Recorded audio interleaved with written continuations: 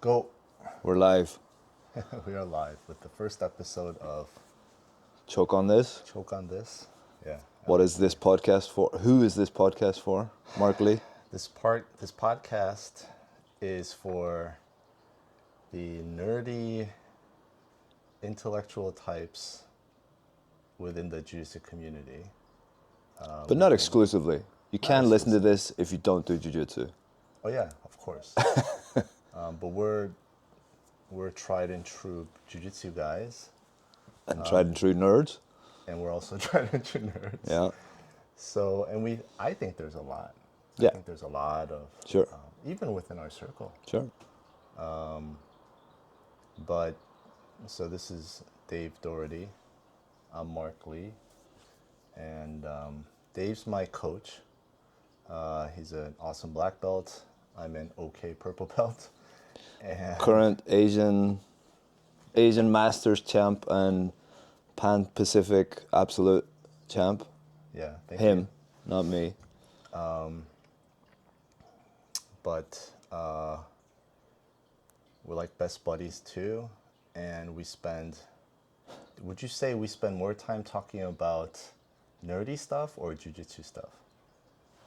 I don't know what that ratio is. It changes depending on what's happening in the world. If something crazy is happening in the world, it's more political, social, economic. If there's a competition coming up or there's some jiu-jitsu guy doing seminars, it shifts, right? But there's a healthy balance of both, Yeah. I think, right? Yeah, that's a good way to put it, I think. Healthy balance of both. And I think, this podcast is basically, it's an exercise in light, what should we say, narcissism, in that we enjoy our conversations and we're always trying to convince each other of something. Yeah, that's true. I think I'm trying to pull you this way somewhat and you're trying to pull me this way somewhat. Yeah. And I think that's where this came from, where we enjoy it. We figure, Yeah, why yeah, not? yeah. Why not gift it to the world? Yeah. I think you're like the best devil's advocate I've ever had in my life because, Excellent. yeah, you challenge me all the time, but it's very friendly. It's also very smart. Like, you don't say stupid shit that, like, doesn't really challenge what I'm saying. A lot of people do that. They'll be like, oh, I disagree, and then they come up with something This is totally why. ridiculous that Yeah. makes me want to just laugh at them. But you actually, like, make me stop and go, let me think about this a little bit. Well, and yeah, I think that when we first met, which was, I don't even know what it is now, it's like 8 years ago now, probably. 8.5. I was just starting my master's, and I was very what would be the way to describe it? You're a commie is what you were. No, I wasn't, no. I was much more left than I was now. I was a believer that government is capable of doing good work. And Yes, you have right. convinced me otherwise. Well, Right. the world has convinced me, but you've guided the way. Yeah. Right. Yeah. You also were a Bernie Sanders supporter, Yeah. which that's my proudest achievement in life, is to get you to see the light that Right. he is So I think it was just another crook. I still don't think he's a crook. I think he's very sincere. I just think he's very My wrong. work is not done yet. I still have a long ways to go. I think he's a man of principles, but the wrong principles. Oh man. But I haven't read into him a lot. But speaking of, so the point of this is going to be, I like history and politics. Yeah. I think that's my main focus of like reading and thinking, and you're much more a financial guy. Yeah. You Well, can't- I was a philosophy guy, but then Yeah. I studied a lot of economics. Right. But basically, I like to analyze. I like to break things down. Mm-hmm. I think you like the kind of the story aspect. I think that's fair. Yeah. So We go both. You have a really good combination of both the history, but you can also do the analysis Right. as well. So that's, I don't really care about stories, but yeah, I don't know. I'm just more drawn to the human aspect of it, I guess, maybe. right. But this brings us to the first thing that I've prepared, that you don't know what this is about. You know what some of the other parts are about. I thought it was about the Phoebus cartel. We'll get there. Okay. But before we get there, Cool. New stuff. right, what is the greatest indicator of human development? Or I don't even know if this is greatest, but what are some of the greatest indicators of human development? You've got like obvious stuff like GDP per capita, right? I find an interesting one that I don't think you know about. Not the greatest invention Nope. that advanced human civilization, but the greatest indicator that human civilization is progressing. Or Yes. whatever. Huh. That's very interesting. I know it's going to be something weird like Yes. the size of people's feet or some esoteric thing that I would never think of. But I'll give like just my honest answer to that Okay, question. yeah. I would say, yeah, I don't think it's GDP. Well, it's not GDP, and GDP per capita makes more sense, Yeah, right? GDP per capita, it can't really be that because there's so many problems with that. That's the economic side. Life expectancy is another obvious one. Life expectancy. right? Yeah, I don't know. There's that, Pete Ortia talks about, what is it? Health span. Not lifespan, yeah. I know it's going to be something super weird. It is. It's very weird. Like, size of tomatoes or something. No, even stranger than that, I would argue. Okay, so if I had to give a real answer to this, actually I would say GDP per capita. Okay, I mean that makes sense, I right? think it's not because there's so many problems with GDP per capita without getting into all the economics. But I'll just say this one thing, like the reason I love Eric Weinstein so much, he gave me this one insight. He said that the GDP of the United States has always been going up, and the wage growth, so say that's like a proxy for GDP per capita, went up at the same time until the 1960s. And then there was a big split where GDP just kept going up and wage growth has stagnated in the US since 1960. I've heard him GDP talk per about capita this. did not continue to go up, which actually that kind of proves my point. 'Cause I think it showed that America started declining at that point. But anyway, I'll say GDP per capita. Okay. And I know I'm wrong, but Well, no, it's. I don't think there's a definitive. This is the best index, but here's a really interesting one. This is by I think he was a Harvard professor, and it's called the True Price Index for Light. Light. So we don't think of light as a commodity, Oh, this is fascinating. right? So let me see. Let me give you some information about it. So it's a guy called Nordhaus. He He's a contain. Harvard professor? I think he was Harvard. Yeah, it's somewhere in the notes here. But it condenses the Industrial Revolution's hidden gains into a single powerful metric: lumen hours. So tracing light from campfires and oil lamps to modern LEDs, right? So in Neolithic times, it's about 7.5 8-hour work days to get the light equivalent to. So it's about 60 hours of human labor to produce 1,000 lumen hours. So that's the measure. It's like the measure of a candle that burns for a certain amount of time from the distance of 1 feet, right? Oh, I see. And then we have Paleolithic oil lamps, which were 10 times more efficient than open fires. So the 60 hours reduced down to 6 hours. Then in the Industrial Revolution, it increased dramatically. I think ChatGPT gave me this information. Thank you. Our sponsor today is ChatGPT, by the way. Marx, when he was born, it took 6 hours of labor so that you could buy 1,000 lumen hours of work. And by the time he wrote Das Kapital, it was 1.1 hour. Right? Which, That's very. where's his gratitude? Yeah. Right? And then modern LEDs, it's way, way more efficient. Let me see so now it takes 0.06 seconds of labor to Wow. buy 1,000 lumen hours of light, right? And the reason I think this is so interesting is we don't think of light as a commodity, but you have to pay for it, Yeah. right? Yeah. And you don't think of it as a luxury at all. But if we were to show, I don't know, somebody 400 or 500 years ago, like this abundant availability of light, Right. they would be kind of shocked and very jealous of it, right? Now, just to link this, simply because it's interesting, and then we'll get on to the cartel talk, which I know that's why everyone's here. They can't wait to hear about the cartel. So, Light bulb cartel. yes. Now, some people argue, and I don't know, it seems it's a very delicious theory, that one of the reasons that European scientists leapt in the early modern Enlightenment era was because of glass making, right? So this is related to light.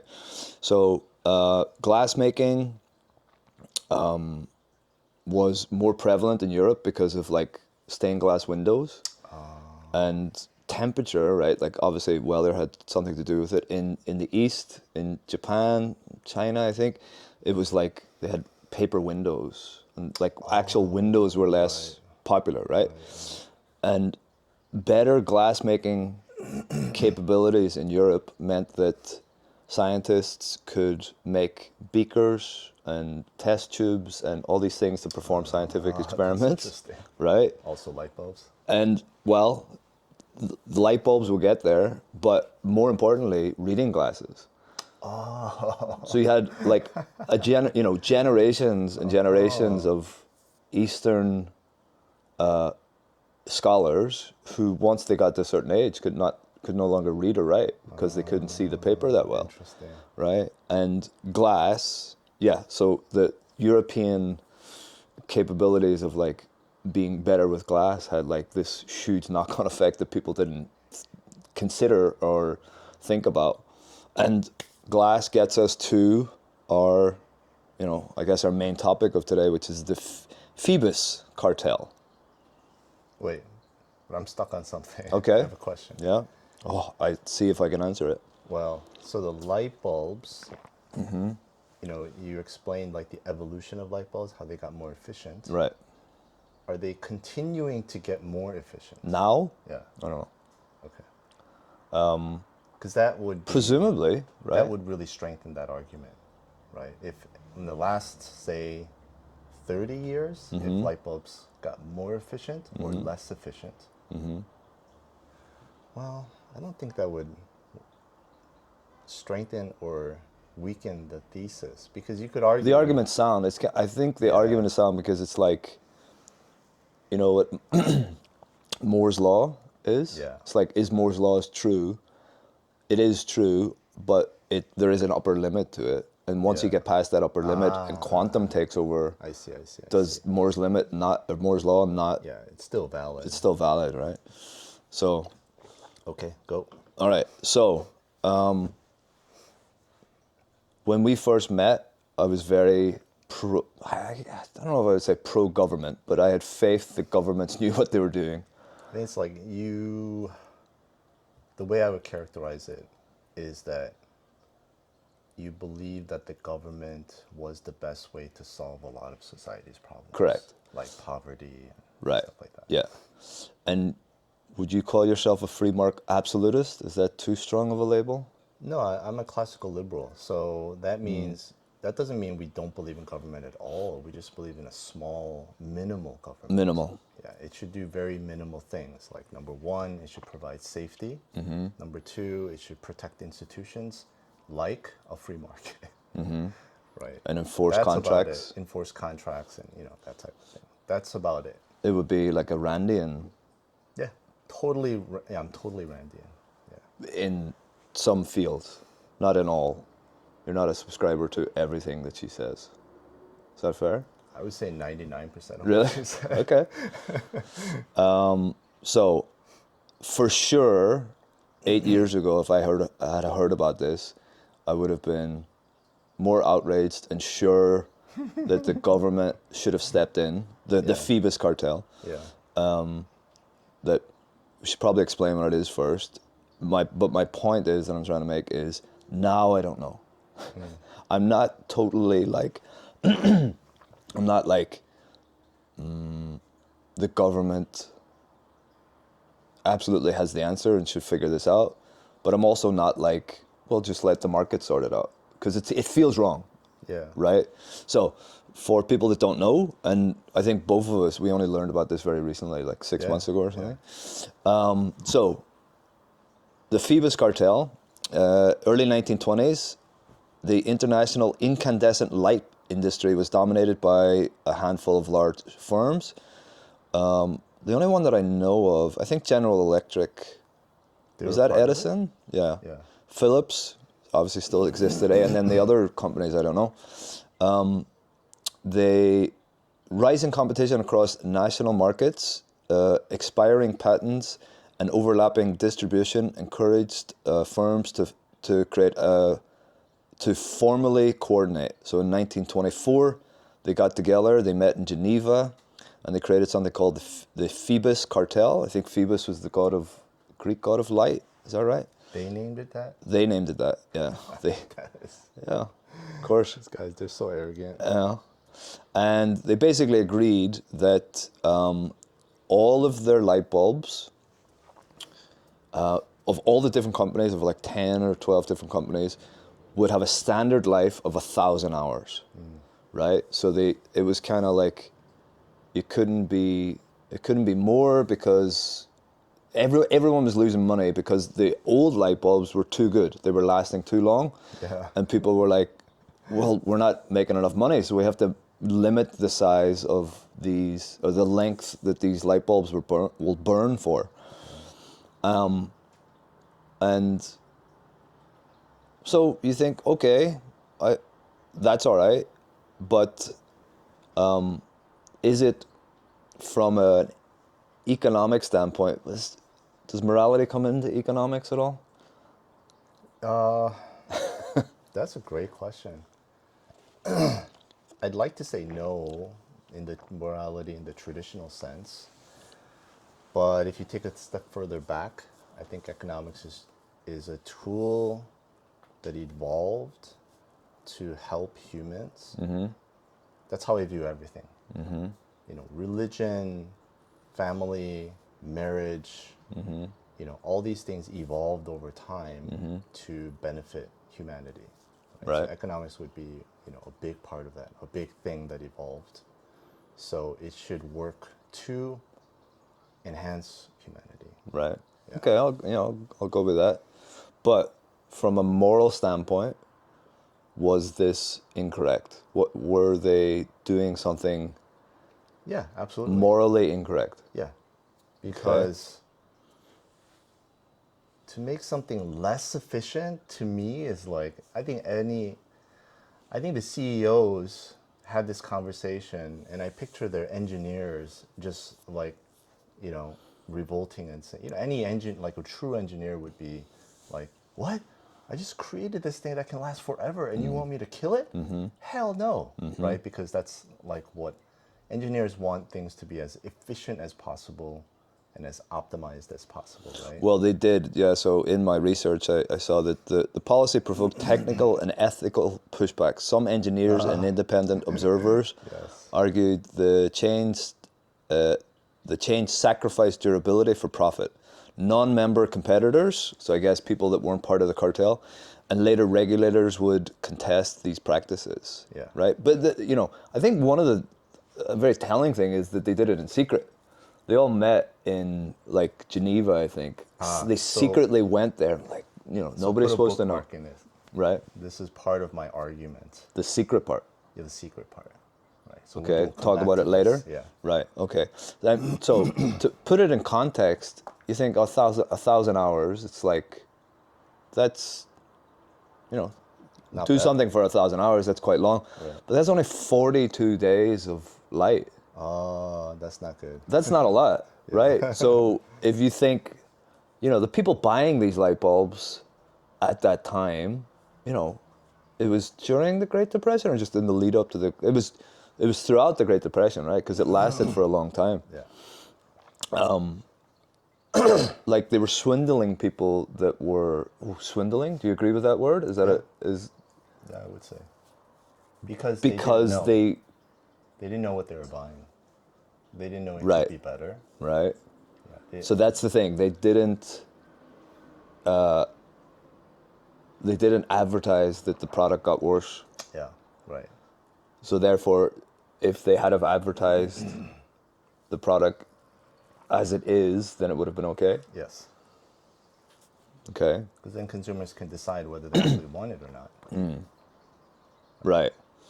And so what about the argument that it's the free market and another company was free to come along and create a light bulb that lasted 2,000 hours and beat the rest, you know, like outperform the cartel? What's the question? So I'm not part of the cartel. I create a light bulb that lasts 2,000 hours, but because it's like, But they had patents.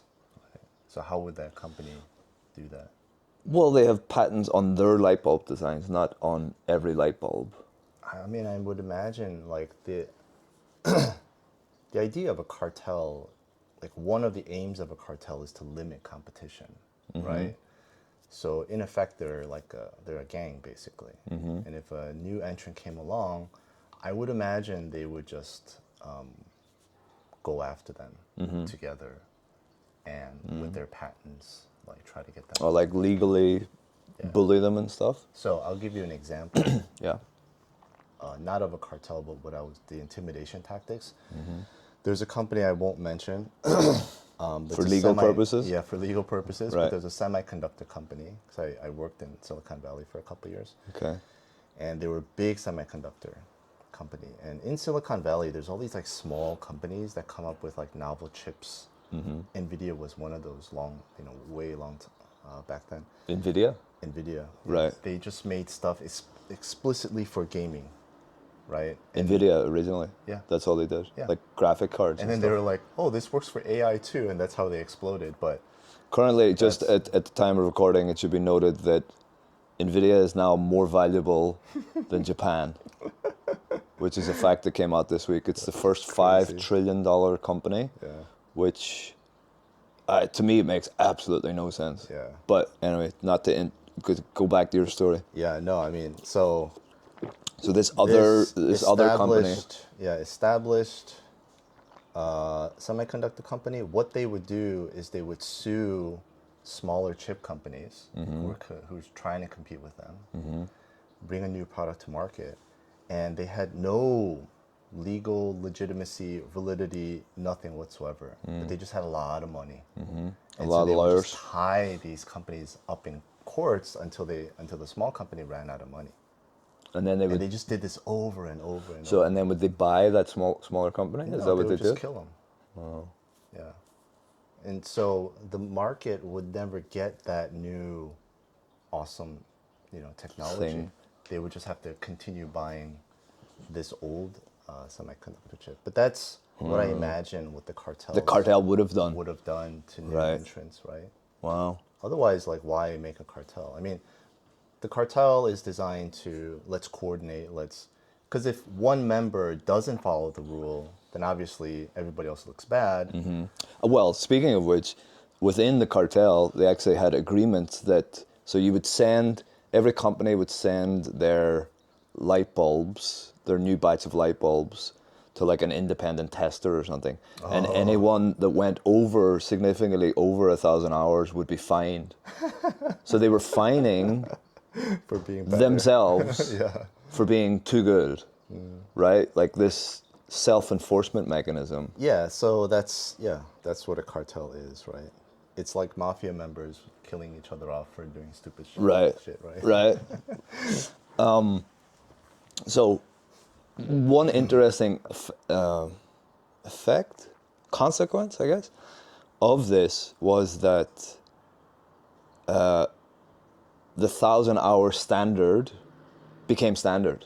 So even after the cartel broke up, they were like, oh, well, yeah, it's 1,000. You have to make 1,000 hours. It's Yeah, like, because the infrastructure was in place, probably. right, the designs were there, and I think it's a great example. So even after World War II stopped the cartel, from what I can see, but it was a perfect case of this is how we've always done it ism, Yeah, yeah, yeah, yeah. right? And it was like this hangover.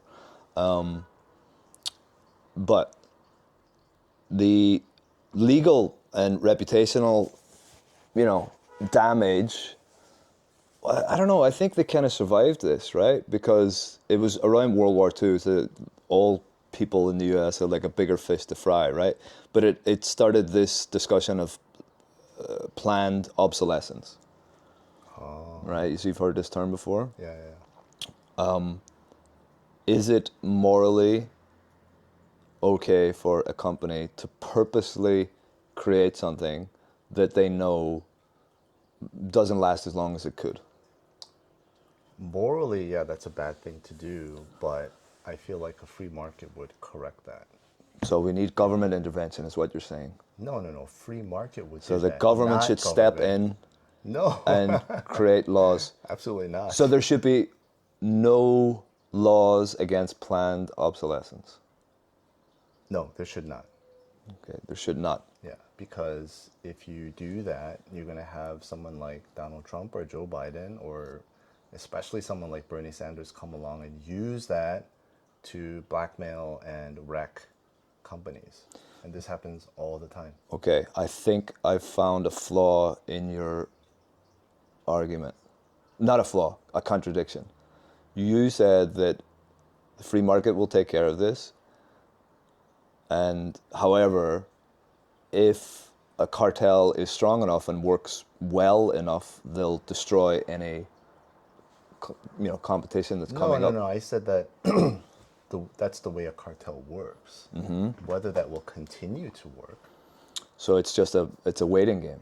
No, no, that's just a structure. I'm just defining what a cartel is. Right. Right. But that's obviously like, there aren't that many cartels. They Right. don't last. Right. You know. So the free market, The free market. the free will market over destroy time, cartels. Yes. over time will destroy cartels. Yeah. If it's run well, and that is The one- government or the cartel? No, no, no. The free market. Right. And that's one function of a government, is to ensure that the free market runs well. So, at what point? Are we done with the history part? Because I have a lot of questions about the history. Well, go, yeah. Like, we can interweave it with, I'll answer as best as I Well, can. Say what you were going to say, and then I'll ask you a question about the history Okay. part. Right. So you're saying no government intervention because the free market will take care of it. However, if a cartel works very well, they will destroy any competition No, over X amount of time. I'm saying that a cartel is designed to kill off newcomers. Whether that actually works or not, that's, it just depends. But let's imagine that there's a really good cartel that's very good at their job and they dominate an industry for 20 years, 30 Yeah, years, so- 50 years. Okay. There should be so I'll no just- government intervention at that point? No, there should not. So I'll just give you like a brief summary of what I think. And this is not my thought. This is my summary of what classical liberal economists have said throughout history, like Hayek and Milton Friedman, these types. So a cartel comes along, new entrants come along, cartel beats them up, gets rid of them, but new entrants keep coming. People find out what's going on, they stop buying, or the cartels stab each other in the back, things get rough, and then eventually the cartel dissolves. Right? And the government does not need to be involved in that. It just needs to ensure that the free market is actually running. So we can go back to the secret thing, Okay. right? That should not be allowed to happen, right? Because that's part of what makes the free market work. Maybe one of the main things is that there's information, right? Consumers need to know what this product is, how it was made, what's the pricing. and then that allows consumers to make buying and selling decisions. That helps and determines the price of goods and services in the market. And then this is how free markets function. If consumers don't have enough information, then they can't make the right decisions, and then everything goes to shit. You can't price it well, you can't figure out what the good products are, things get really bad, right? So that in a free market, you should not, the government, in order to preserve the free market's function, it cannot allow or it should penalize companies that meet in secret to create a cartel. It should not penalize them. It should penalize It should them. penalize them. Yeah. Right. It should not allow them to do that. Right. Like all that information has to come out into the public, and consumers need to know, this is a less efficient light bulb. But, at what point, how much information should a company be forced to give to the public? Because do you think Adam Smith would agree with that? Like, in terms of the invisible hand? I think Adam Smith would not be able to answer any of these questions. I don't Why? think he knew that much about economics. Oh, The okay. invisible hand is like Our first controversial statement of the day. it's a real, very simplified. I don't think any smart conservative economist these days would ever quote Adam Smith as an Why? authority. Because it was too It's basic? too simple. Right. There was no, this whole like financial thing is a very recent phenomenon. Adam Smith had no idea about finance, right? And the markets weren't, Define finance in that finance sentence. like borrowing money, stock markets, all this type of, bond markets, collateralization. There was a bond securitization. market at that time for him, no? I don't think he knew about it though. Really? It's a very like oversimplified view of the world. So his invisible hand thing was, here's a bakery, this bread is better and cheaper. The invisible hand will push people towards that.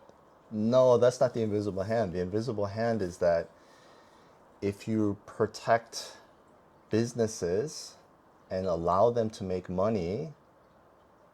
Oh no, actually, no, it could be part of that. I think that's part of Yeah, it, right? that's part of it. Where it's like, it's word of mouth and people say this product is better than this product. Yeah, it could right? be that. I think the way most people think of the invisible hand is that if the CEOs make a lot of money, then everybody else makes money, like the trickle-down theory, right? So, But it's also about products, right? In terms of quality of products, and the market Yes. will dictate right, the popular products. yeah. So Hayek had a much better definition and analysis of how this actually works. And what he says that Who's he? When is he Friedrich from? Hayek, I don't know. 19th century, like Okay. Is he he's German? one of- I don't remember. Okay. I think he was German, and then Sounds German, right? so he was one of the first classical liberals. But what he said, and this answers your question, how much should companies divulge? They don't need to divulge a lot. What he said was that consumers don't need a lot of information. They just need enough to make a buying decision, right? But in the case of the light bulb, if they don't know that this was purposely sabotaged to make it weaker, that's not enough information, right? They're not making a smart It's a buying decision. disingenuous effort to sell something, or there's They just simply don't have enough information, right? Information was hidden from them, Right. And that's not a free market, right? So, so the free market works both ways. Well, no. I would And- say the free market didn't exist. It was violated, and so that's when the government needs to step in. Now, Ooh, here we go. now, Bernie Sanders, he's in the room. He's right here with us. so this is the government should not go to the cartel and say, stop doing this. Right? The government doesn't have the right to do that. I Okay. don't believe. In a Let free me predict what society. you're going to say. You're going to say the government should force the cartel to release the information on the product. Yes, exactly. They need to ensure that consumers have enough information. Like, they don't even need to say they were trying to make a cartel. None of that. All they have to do is say, what'd you guys talk about in this thing.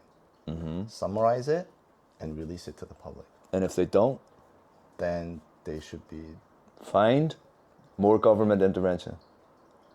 no. What's the That's a punishment? good question. I haven't thought about that. How should they be penalized for this? But I think it would be enough for the government just to say, "Hey guys, there was a secret meeting. We told them to divulge information about the light bulbs.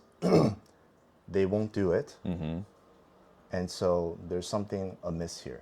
That's all they would need to say, and the consumers would be in. They would throw their arms up.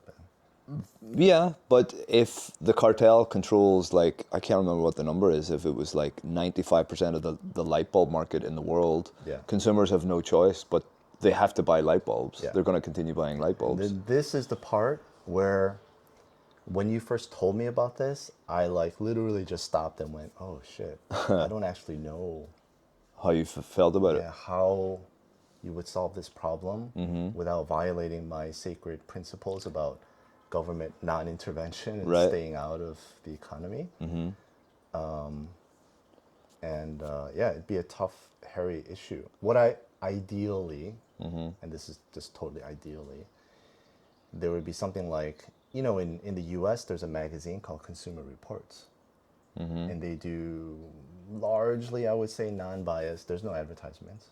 Well, From isn't what it- I remember. Isn't every article an advertisement in itself? No, but they do negative They reviews do of- negative reviews. Right, yeah. okay.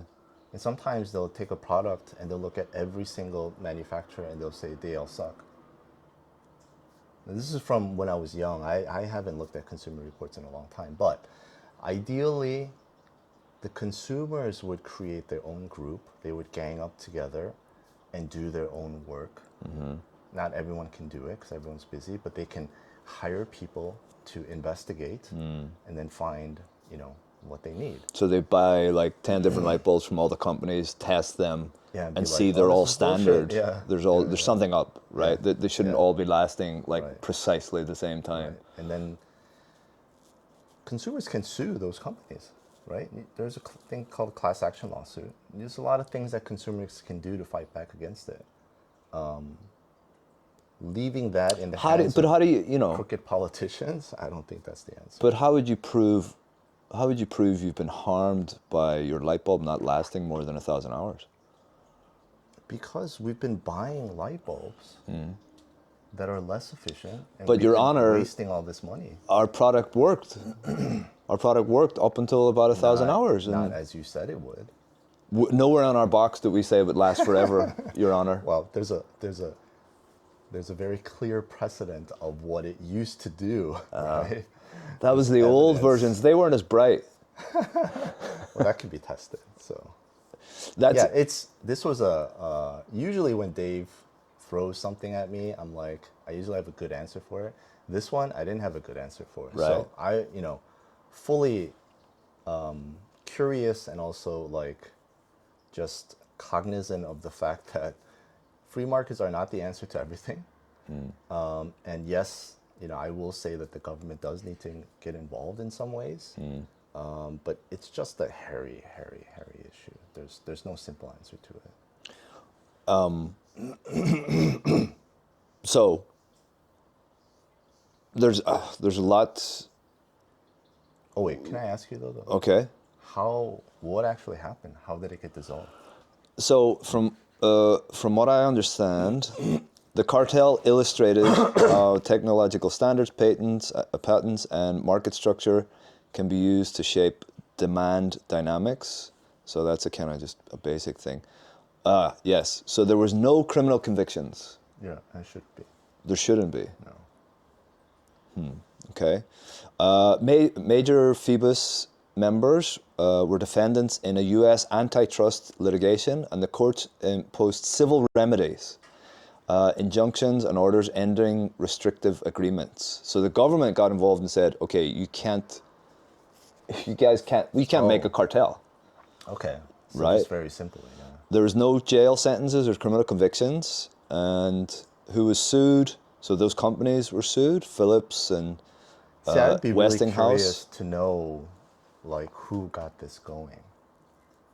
Like, if there was one individual that said we have to make a cartel and contacted all those people. In my idealized fantasy, it would have been like a group of consumers who just badgered the shit out of like some some litigators or government officials and said like, hey, antitrust department, do your job. This is totally fucked up. Right. Well, Here's the evidence. I don't think it was the consumers. From what I can see, it was practical coordination broke down with the disruption of the 30s. So the Great Depression, right? It started. What did we say? It started in 24. So the Great Depression was 29 to 33. Yeah. Is that right? Yeah. And World War II. So a lot of these companies were based in Europe, and it just naturally broke down, right? But if that hadn't have happened and they had continued doing what they were doing, I mean, presumably it would have lasted a lot longer, right? Well, see, I don't agree with that because, well, it's not a direct contradiction, but this is the nature of business, though. Things always happen. There's always change, right? And so part of the argument that classical liberals would say is that this is the exact quote, cartels are they're feeble, they're flimsy, they're unsustainable. They're just weak structures. You're talking about greedy, temporarily strong, but you're talking about greedy, unethical people trying to work together. How is that going to last? Right. Yeah, there's So, no precedent for that lasting a long time. Yeah, right? any little bump in the road is going to wreck a cartel. Right. Right. So that's like little part of that bumps like argument. World War II, stuff like that. Yeah, big. But when has war and economic depressions not happened? Remember, I told you, I asked you one time how many financial crises there have been, economic crises there have been in the world. In history? Yeah, and everyone's like 10, 12, and it's like, isn't it? It's like every 280. Yeah, it's every 14 years or something Yeah, like that, yeah, isn't it? Yeah, every 15, 20 years there's a crisis. Right? We're recording this in November of 2025. There will be one very soon. So the AI bubble is presumably the next thing that's going to burst. It could be. I'm betting Donald Trump's going to do something stupid. It's just a matter of time. That will be the catalyst. A lot of people are talking about the private markets. There's a private credit market that nobody knows about. Shadow banking. Shadow banking. Yeah. You heard it here first, ladies and gentlemen. How can I get involved in this shadow banking? You don't want to get involved in this. That could ruin the economy very quickly. Who's involved in shadow banking? Is it you have to be a ninja to do it, or? Yeah, you have to be a corporate ninja. So. Oh, okay. What happens? I don't think I've heard you talk about this. I'll just give a very brief summary. Okay. But and don't say too much. We don't want to be on any lists or anything. no, everybody knows about this. It's just not everybody. So what happens is somebody creates a fund. Okay. Right, like a hedge fund. And they'll go around to wealthy people and say, give me $1 million, and they'll collect like 100 million from 100 people, right? Okay. And then they'll take this and they'll lend it to, not Coca-Cola, but maybe one of Coca-Cola's suppliers. Okay. It's a small to medium-sized business with like $50 million in revenue. But they need a $20 million loan, and they can't get it from banks because they are not creditworthy, right? But if they could just get 20 million, they can fulfill the order to Coca-Cola and they can make 40 million, right? So they're desperate and they're willing to pay a lot of interest for it, much more than normal markets are giving. So these investors can get a lot of interest, right? Like what percent is there like? Like 10, 12%. Okay. Right? Where banks right now are giving like 3 or 4%. Right. Right? And these markets, these private credit funds and the market in general has exploded. It's like trillions. That like quote unquote that industry of like secret lending is because the return on investment is so good. Yeah.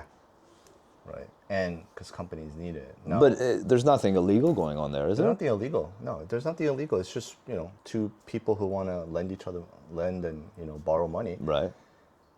There's But there's no no, tax being paid on it, I bet. no, there is.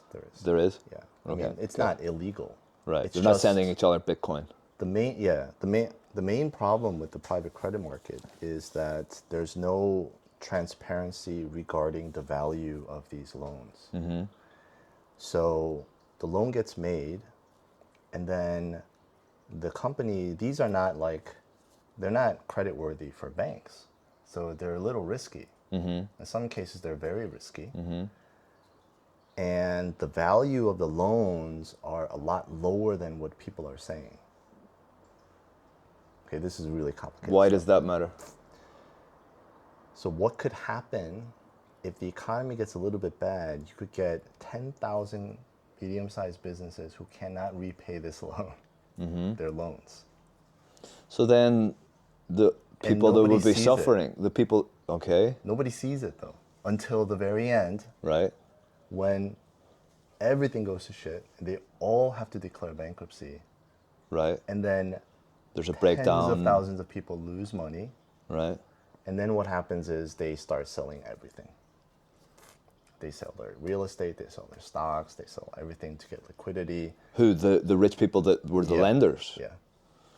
Right. So an information problem would deeply affect the market there. Yeah. Well, that's why we call it shadow banking.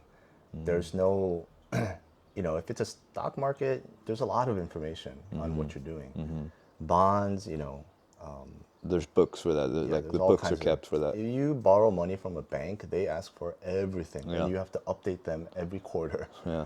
Sometimes monthly. But these things, there's no information. You don't really know what you're getting into, and anyway. Right. So that could be the big thing that. Well, all positive stuff here. It is good though. I keep telling you this. Why? You and I want an economic depression because it will lower the cost of goods. Right. Well, the cost of, like, funny, I was walking, we're in Seoul, by the way, and I was walking around the other day, and I noticed on like almost all restaurants, the old price is like, the first number is like scratched out and replaced with a bigger number. Yeah. It's like, it looks really untidy and stuff because there's been such a dramatic increase in the price of Right. like It happened goods. so fast. They Right. couldn't make new Yeah. menus. Yeah, literally. Or it's just like, I'm not paying to like decorate the menu on the wall again properly. Right, I'll just right. put like stickers on it and stuff. But, back to the cartel, right? Because I want to expand the discussion on cartels Yes. a little bit. So in post-war, it went to court after the war, and in post-war litigation, the district court, I don't think it made it to the Supreme Court in the U.S., said that the companies had monopolized and restrained trade in violation of the Sherman Antitrust Act, right? So, restrained trade, why, they continued trading. Like, anyone was able to make a light bulb, and why is that wrong for them to, or why should the court say that they restrain trade, do you think? I mean, the basic thing is this: the government. One of the functions of a government is to ensure free markets, and they violated that.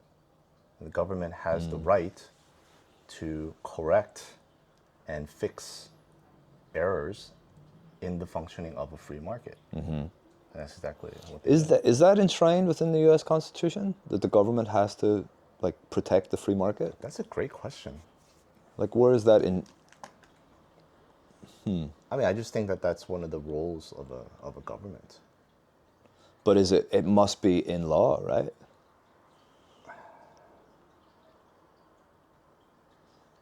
Let me just check Gemini here. Gemini. Okay. Must protect free market functioning.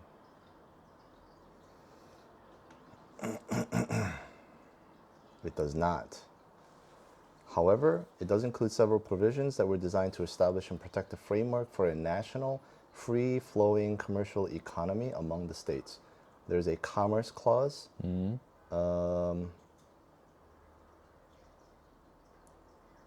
Regulate commerce with foreign nations and among several states and with the Indian tribes. This was essential for creating a national common market by preventing individual states from creating excessive trade barriers or interfering with interstate commerce. Contracts clause that just enforces personal contracts, is it? It's protection of contractual agreements. Yeah, which So a that makes sense. Randian idea of, You have to honor your agreements, Yeah. basically. Right? Private property rights. That's pure Randian free market capitalism.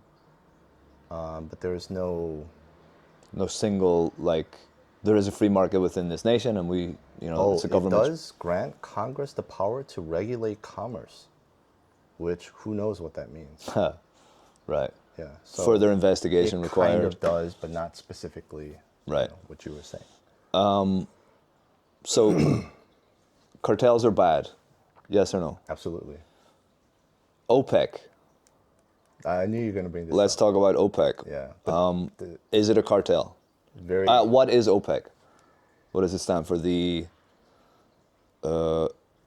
Something petroleum, something. Yeah. OPEC. Meaning. So OPEC is the organization for petroleum, of the petroleum exporting countries. So countries that export petroleum. So this is going to be very anticlimactic, but Why? OPEC is a cartel among governments, Right. not private corporations.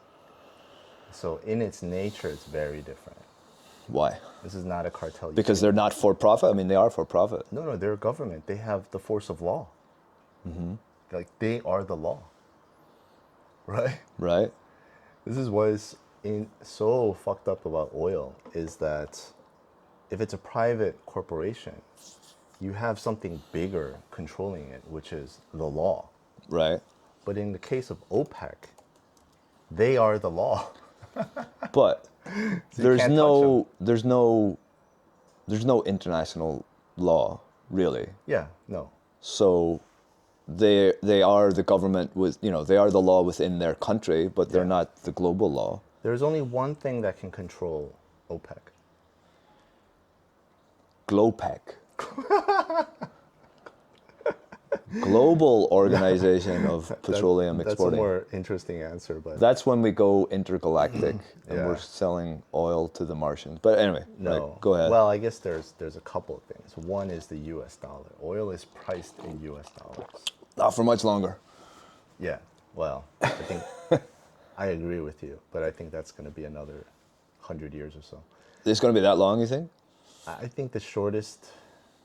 I mean, the U.S. is definitely, the dollar is definitely going to go out as the main currency, but I think it'll take at least 50, 60 years. Right. But Okay. we're definitely on that path.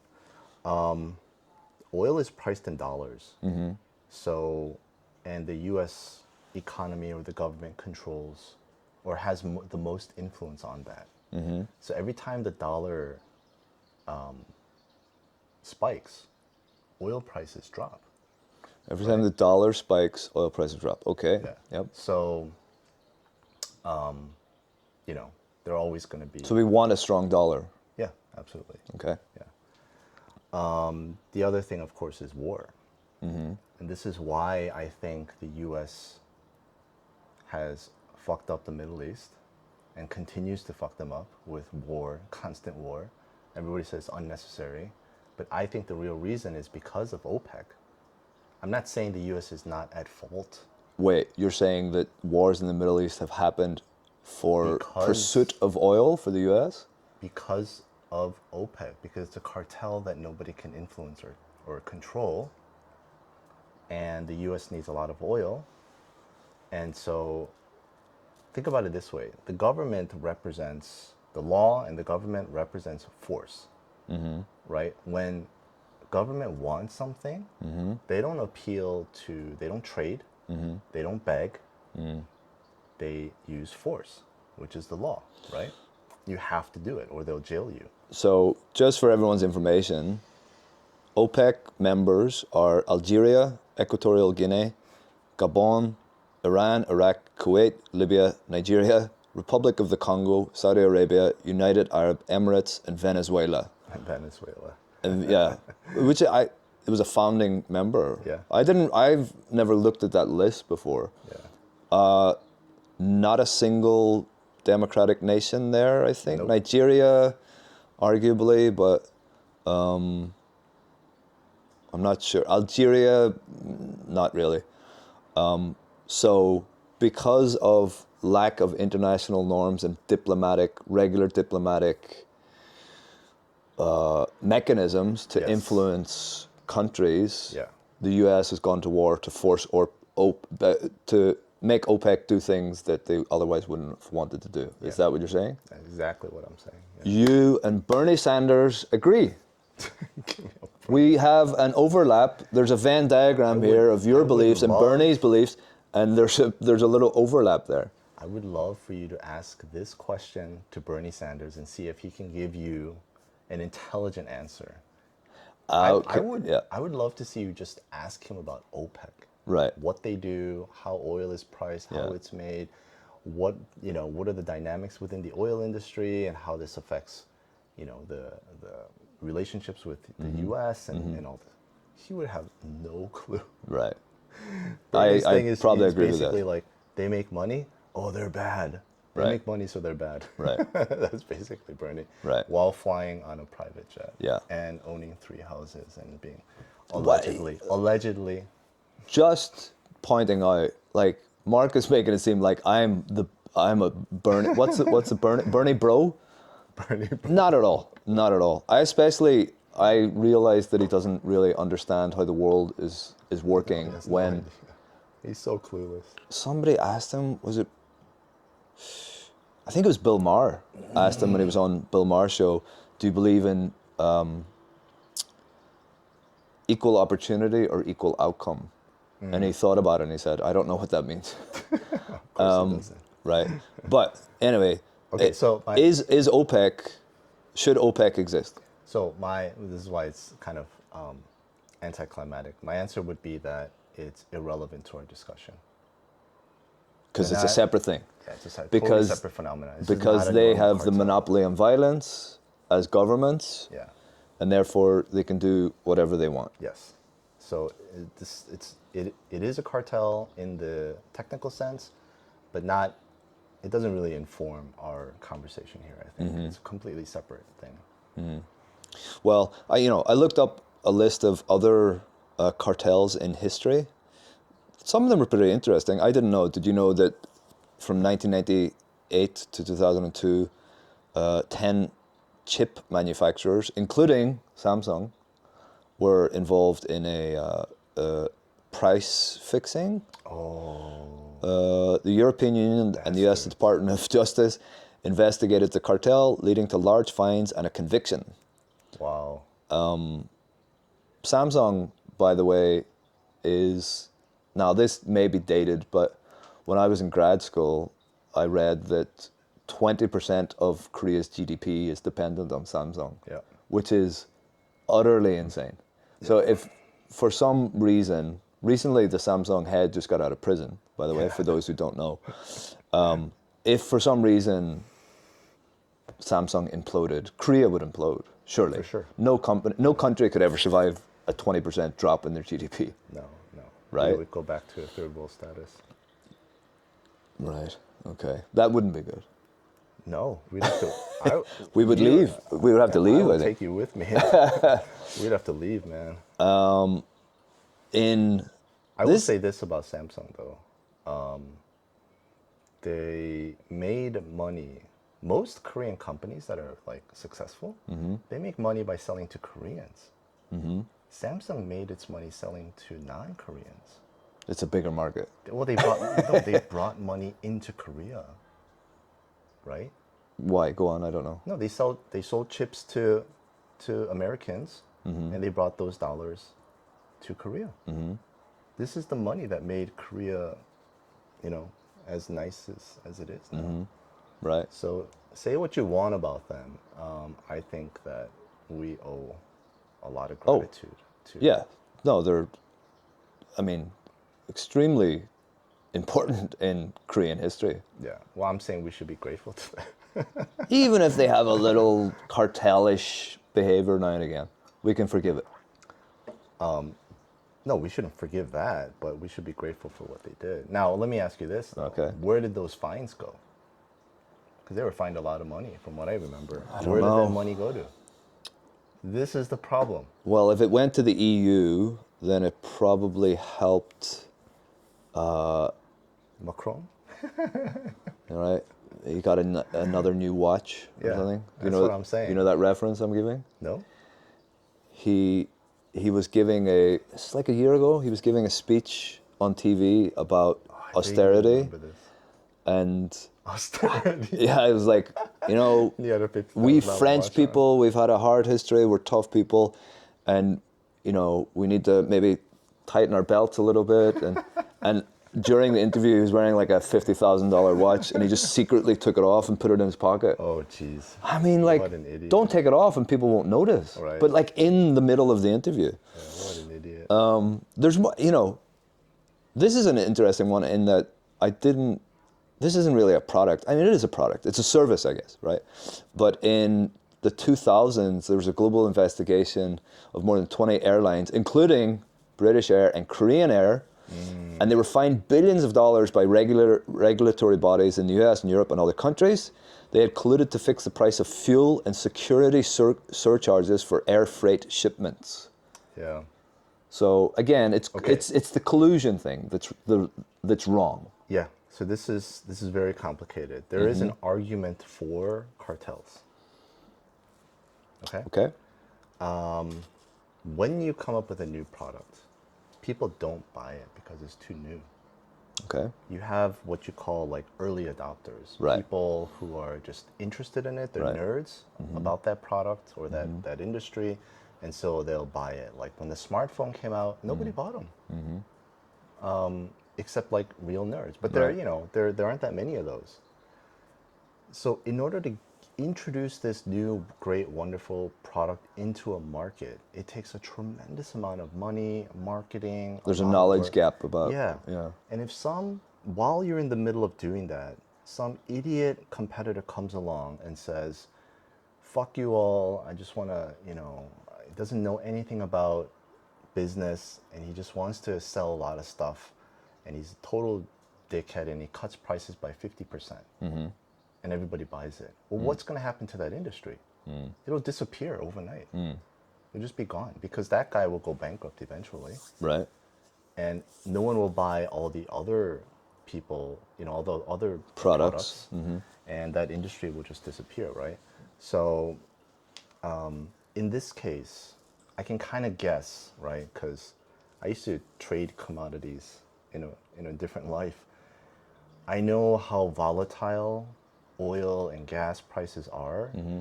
And so what companies normally, they try to hedge. Like if they need to buy gas, they need to buy, whatever, 100, whatever, units of gasoline over the course of the next 12 months. They have to budget for it, right? But in the middle of that, if prices spike, now all their numbers go to shit, right? Right. And so what they normally do is they'll buy commodity futures for gasoline. So if the price goes up, they make money on that and it offsets the extra cost. Okay, this is confusing. Okay, Yeah, it's I'm very with you so confusing. far, but yeah. But what if it doesn't go up? Well, isn't that Then you just lost money on the hedge. that's right? your problem? You hedged. It does, okay, but if we don't have airlines, we can't fly. Right? It's in our consumer. No, we would still have airlines. It would just the profit they would be go less bankrupt. dependable. They would go bankrupt. we don't is want what that. I'm saying. Yeah, we don't want that. So what they're trying to do with this price fixing, like nobody opens an airline trying to become super rich. They're not profitable businesses. We just need them, right? And Wait, people must open airlines to become rich. Otherwise, they wouldn't do it. there's an old adage in finance that says the best way to become a millionaire is to start as a billionaire and start an airline. But wait, Richard Branson, did he? I mean, I think he Virgin bucked that trend. Airlines? Yeah. I highly doubt it. But we need them. If their costs go out of whack just a little bit, Right. it impacts their profitability Dramatically. dramatically. And Right. so I understand why they would do something like this. Like, this is not the answer. Price fixing cartel is not the answer. However, I kind of understand why they're doing that. There's got to be a better solution to this, you know. We should subsidize airlines, is what you're saying. No. I hate that word so much. No subsidies. Subsidies. No subsidies. Never. They, you know, in my fantasy world, just to throw a solution out there, it would be like, Dictator Mark Lee. yeah, airlines, talk to your consumers, talk to your customers, and show them all the numbers. Right. And like, say, guys, if we don't get 100 passengers on this plane, we're gonna go bankrupt. If you want to keep us afloat, you know, you better go with us. Like, I think that requires further investigation, like research from me, because like what percentage, so I've heard this argument that, you know, supermarkets operate on like a 1 to 2% profit margin, which is I would tiny, imagine, yeah. right? Yeah. So that's why they have to sell in such huge numbers. Right. And everybody loves a supermarket, like it's extremely convenient. But what are airlines operating on? Are they I'm sure 1%? it's- yeah. That small? Yeah. It's the same. Right. Well, you know, Oh wait, tell me about this. Yeah. Euro-denominated bonds cartel. I didn't know about this. 2011 to 2015, the European Commission fined Rabobank Yeah, Rabobank. and Deutsche Bank for colluding on prices and sharing commercially sensitive information in the bond market. The banks agreed to settle the case and pay fines for their illegal practices. So we got caught. Here's a few million, tens of millions of dollars, and everything's fine. This is what I'm saying. Like, where does that money go? Into the coffers of the European Union. So The European Commission, I don't even know what that is. Is that like a branch of the EU, I guess. right?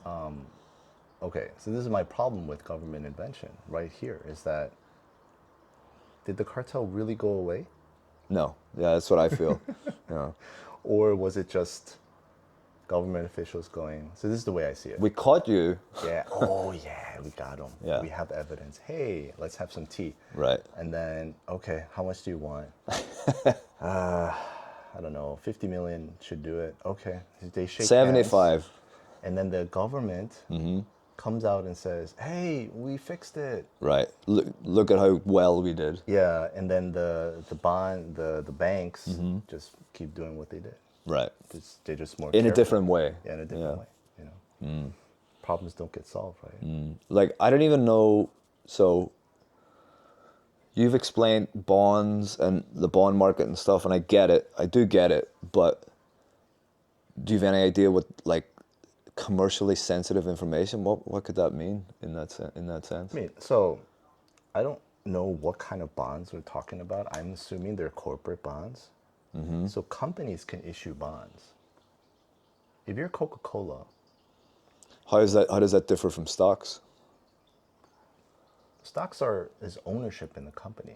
Bonds is like, it's just what a bond is borrowing money. That's it. That's all it is.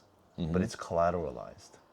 Meaning, I can take that bond or that contract and I can sell it to someone else, and then they have the obligation or you know, or the right to receive money, right? Right. That's the only difference. So Coca-Cola, when they want to borrow $100 million, they issue commercial bonds, Right. right, or corporate bonds. Right. And then they agree to pay a certain percentage Right. return 5-10 years. Right. But that percentage is based on how risky the company is. The riskier the company, the higher the percentage. Yes. Now, if you know that Coca-Cola is about to use that $100 million to cover up one of the CEOs having an affair or doing something shady like that, and you know like the money's not going to be used to actually make the company better or whatever, It's a very risky. it's a risky bond. Maybe the company's fine, but that bond itself is risky, so it should be priced way higher, right? And if those banks knew about that, you know, so they're selling the bonds like it's, you know, really cheap because it's so safe, but then, you know, it could be something like that. So it says that it's collusion and price fixing in the trading of bonds denominated in euros. Does that help you understand what type of bonds? What type of bond? What is it? type of bonds were they?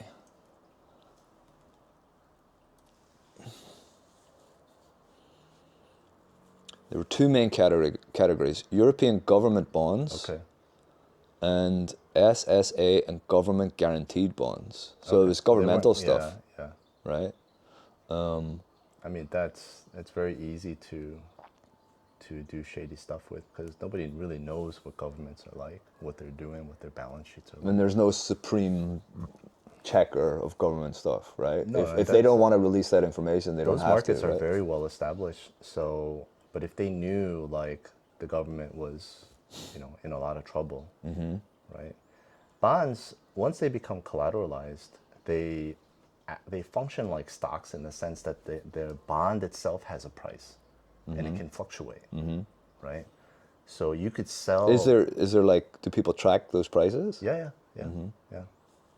So, you know, a bond, like you could pay $100 for a bond, and then all of a sudden, oh, the EU is in a lot of trouble. Like their fiscal deficit is going to explode over the Right. next 16 months.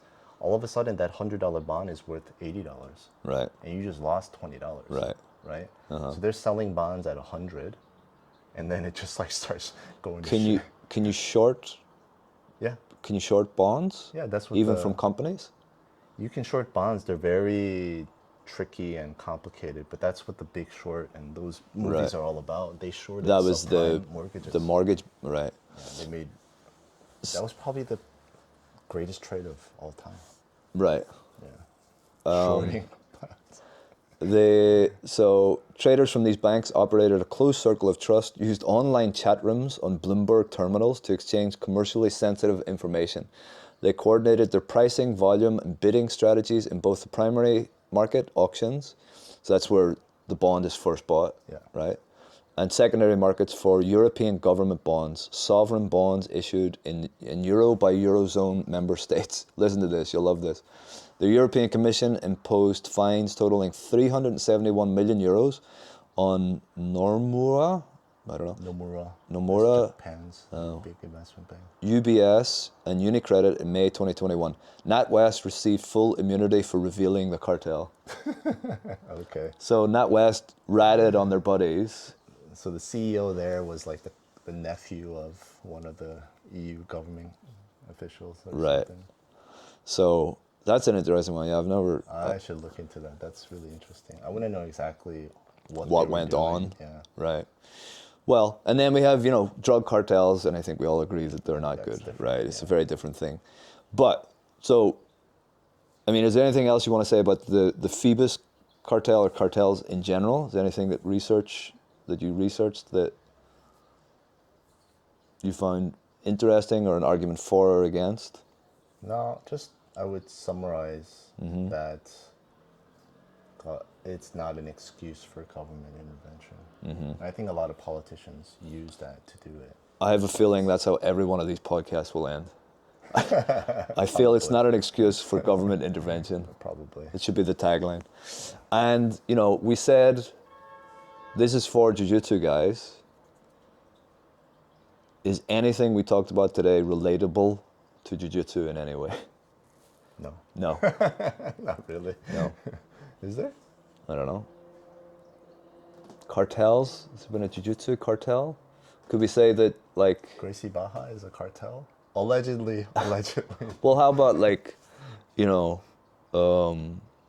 Atos, because, well, it's a free market. Like, so many people gravitate towards there. So they have so many good guys Yeah. that they're like a reputational cartel in that they bring in so much of the talent.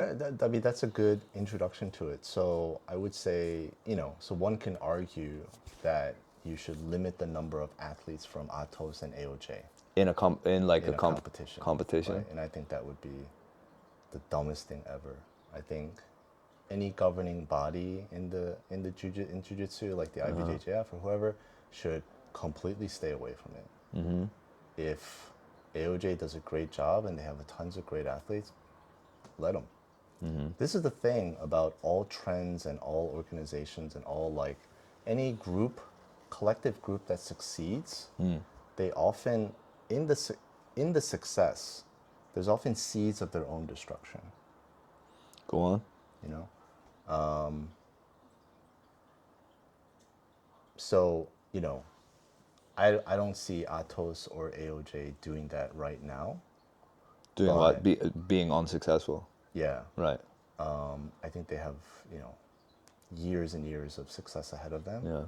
They do so many good things right. However, for example, and I have to be very careful what I say, this is all hearsay. This is just stuff that I've heard from people. Okay. I've heard that one of those, like, successful gyms, I'll say, what they do is they go to nearby gyms, and when they see good athletes, they poach them, try them out, train them. They go to a few competitions, they don't do well, and then they'll just not really kick them out, but they'll just won't pay attention to them anymore. And then usually that athlete will go back to their old gym with their tail firmly between their legs, I assume. Now that's what I mean.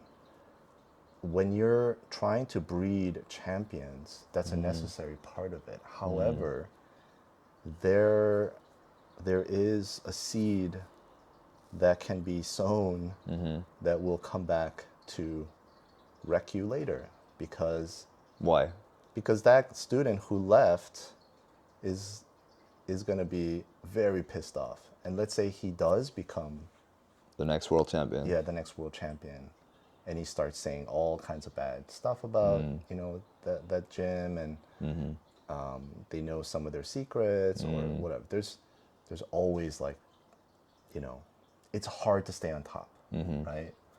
So I think you just let him be.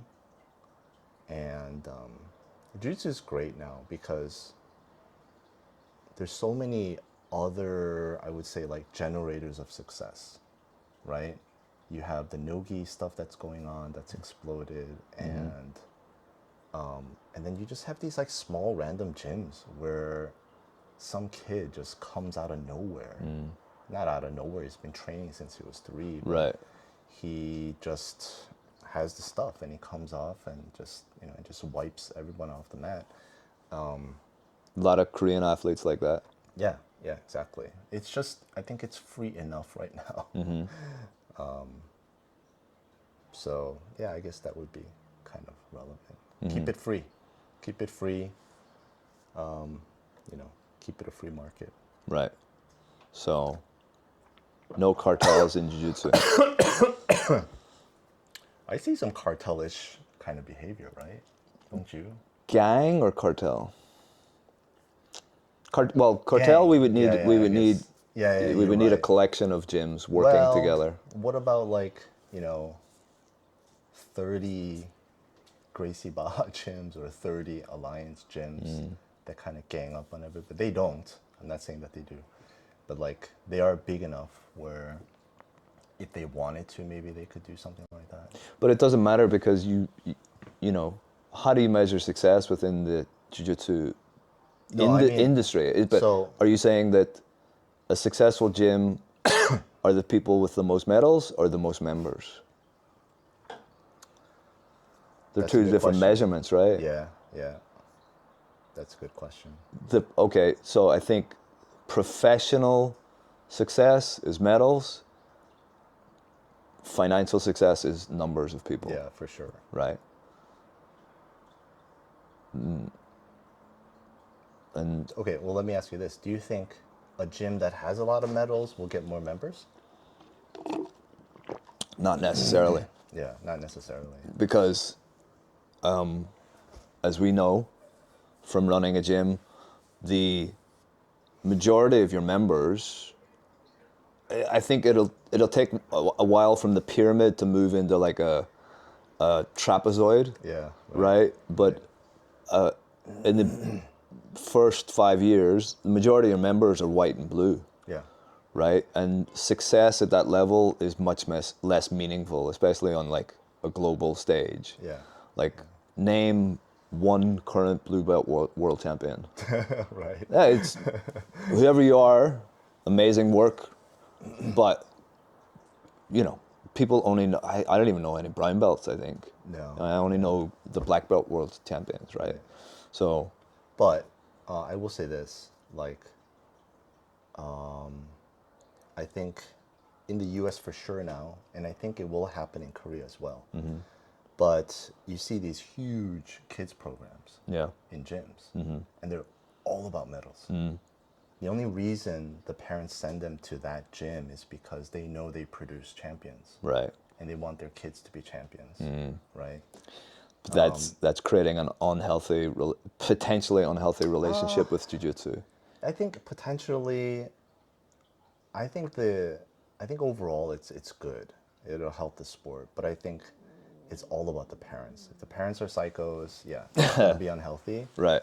If the parents are just, oh, my kid loves jiu-jitsu, I just want to be supportive, and that's great, obviously. But Lucas Pinheiro is a good friend of ours. Yeah, excellent coach, good human being. Amazing coach, Yeah. great, amazing human being. And his story, His we had story to, is awesome. if you guys ever have the chance to We like, should interview him. yeah, sure. But he just got a new teaching position at a Atos gym. Well, he created it. He opened it. Oh, he opened it. Yeah. Sorry, bro. Florida, I think. Yeah, somewhere in Florida. But his kids program, it's like one day, he opened the gym and had the Instagram page, and then like 3 months later, he's got like, 12 champions. Right. And he's got like 50 kids already. Because, and but I don't know the numbers. back to the free market, I guess. He is known as, oh, you want your kid to be coached by a guy that, one, really cares, because as we both know, teaching kids is really hard work. Yeah, I don't know how he does it. It's really hard work because he genuinely loves it. Yeah, he actually loves it. Right? It's And nuts. my goodness, good for him. And Yeah. talk about specializing in something. Yeah. Like everybody can teach adults. No, that's not true. Good coaches, Mostly. good coaches can teach adults, but it's not like a chore. Yeah, right. He just has a gift for teaching kids. I think it's very, very clear. And his kids program in 5 years is going to be insane, I'm sure. It's going to be, I would argue it's going to be one of the best Right. in the country, Yeah. in the U.S. Because he has the formula, Yeah. right? So I think and the passion. I think in Korea too, what I'm looking forward to is a day where, we both have a gym, and if we start producing champions, then parents will actually drive their kids an hour to our gym, just because they know that they're going to get good coaching. Right. Right. Yeah. And I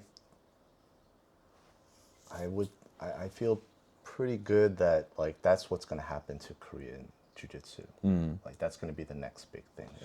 Well, I didn't send this to you. I just saw it yesterday, but there's a new study that's been released. No, it might be a little bit old, but I saw it yesterday. They did some research with, I think the N was like 125 or 150 or something. So it's a statistically significant study on kids who trained jiu-jitsu and MMA. And interestingly, it showed that kids who train MMA, it increases their aggression, but also self-control. Yeah. But jiu-jitsu strictly, it had like no negative effects. It increased their self-control. They're socially, what was the wording of it? Like they're socially desirable behavior. and self-control, and also attention spans within school and stuff. Exactly It was what just Jordan Peterson says sports should do. right, yeah, but you know, as we know, Taekwondo in Korea is really popular and everybody does it, but it's more of like, it's It's daycare in Korea. it's daycare with kicks, Allegedly. right? Not allegedly. Where jiu-jitsu is actually like, you need to get tougher, you need to get stronger and faster and concentrate, otherwise you're going to get swept or you're going to get armbarred and stuff. So you need to get along with people well. yeah. So I would love to see that type of research for adults. That's great. Yeah. Right. Yeah. Okay. Anything else we want to talk about in this inaugural episode? That was pretty good. Yeah. Somehow I did not plan this, but we did link cartels to a discussion about jiu-jitsu. Yeah, that was pretty Very good. impressive. Yeah. Good job. And that's it. Well done. Yep. Mark See you Lee. next time. All right. Choke on this. Number one. Done. Oos.